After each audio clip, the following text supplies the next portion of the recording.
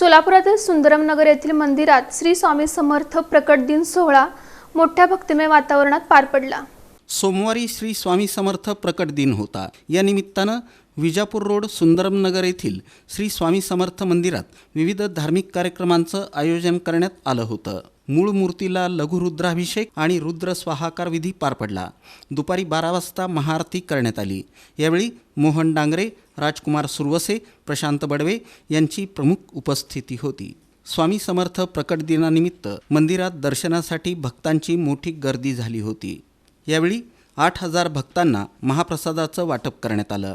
दरम्यान मंदिर समितीचे सचिव संजोग सुरतगावकर आणि उपाध्यक्ष पंडित गायकवाड यांनी या कार्यक्रमाची अधिक माहिती दिली। महाआरतीचं आयोजन करण्यात आलेलं होतं। त्या मान्यवरांच्या उपस्थितीत महाप्रसादाचं पूजन व वाटप या मंदिरात भक्तांच्या उपस्थितीत दरवर्षीप्रमाणे झालेलं आहे। साधारण 7 ते 8000 भाविक महाप्रसादाचा लाभ घेतात। त्याचप्रमाणे संध्याकाळी मंदिर परिसरात पालखी प्रदर्शनाचं आयोजन करण्यात येतं।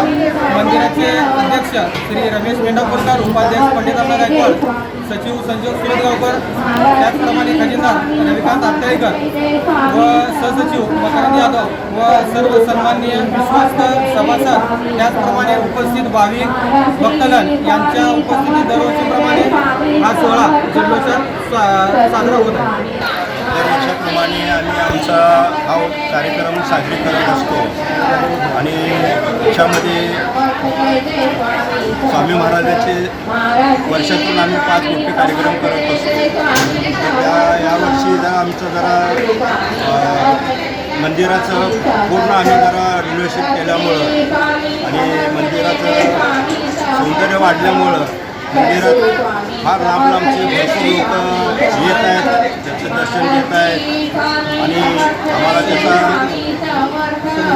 मंदिराला मोठ्या प्रमाणात सहकार्यसुद्धा करण्यात आहे।